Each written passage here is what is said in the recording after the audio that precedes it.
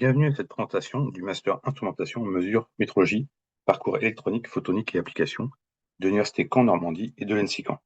Je suis Bruno Guillet, le responsable de cette formation.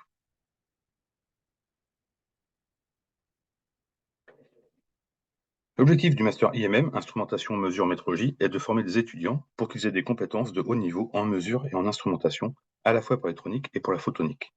L'instrumentation couvre ici tous les domaines allant du capteur à l'analyse des résultats.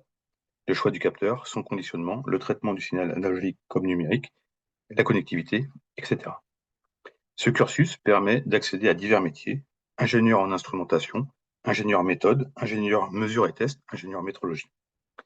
Et elle permet aussi d'avoir l'ouverture scientifique nécessaire pour poursuivre en doctorat. L'équipe pédagogique est composée d'enseignants-chercheurs, membres des laboratoires du GREC, du CIMAP et du LIS.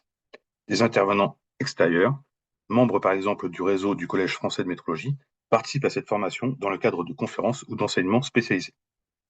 Le master est accessible après une licence sciences pour l'ingénieur, une licence physique ou une licence électronique, énergie électrique et automatique ou tout autre diplôme équivalent. La seconde année est également accessible pour les étudiants de troisième année de l'ENSI Caen et de l'ESIX qui souhaitent se spécialiser en métrologie.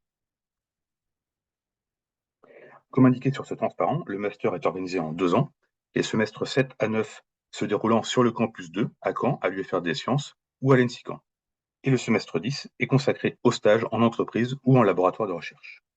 Chaque semestre comporte 4 unités d'enseignement dédiées soit aux humanités, soit à l'électronique, soit à l'optique, soit à la métrologie.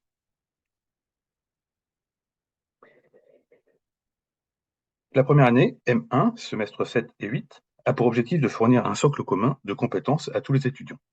Les étudiants n'ont en effet pas les mêmes acquis suivant leur formation initiale. Les étudiants issus de L3 EEA suivront des enseignements de base en optique, enseignement en bleu sur ce transparent, alors que les étudiants issus de L3 physique suivront des enseignements de base en EEA, enseignement en orange. En parallèle, ils suivront des cours spécialisés en électronique, en optique, en traitement du signal et de données. Enfin, les étudiants auront des compétences transversales à l'aide de projets supervisés en groupe de 3 à 5 étudiants et des cours de communication professionnelle, de développement durable et d'anglais. La seconde année, semestre 9 et semestre 10, propose des enseignements spécialisés en instrumentation, modulation et communication des signaux, communication IoT, capteur à imagerie optique et photonique. Des enseignements dans le domaine de la métrologie, qualité et normes, métrologie avancée et cybersécurité. Des compétences transversales, anglais, gestion de projet, méthodologie de la recherche, complètent la formation et permettent d'initier les étudiants à la recherche et à la démarche projet. Un stage en laboratoire ou en entreprise d'une durée de 5 mois compose le 4e semestre de ce master. Cette formation est sélective. Le recrutement se fait sur dossier.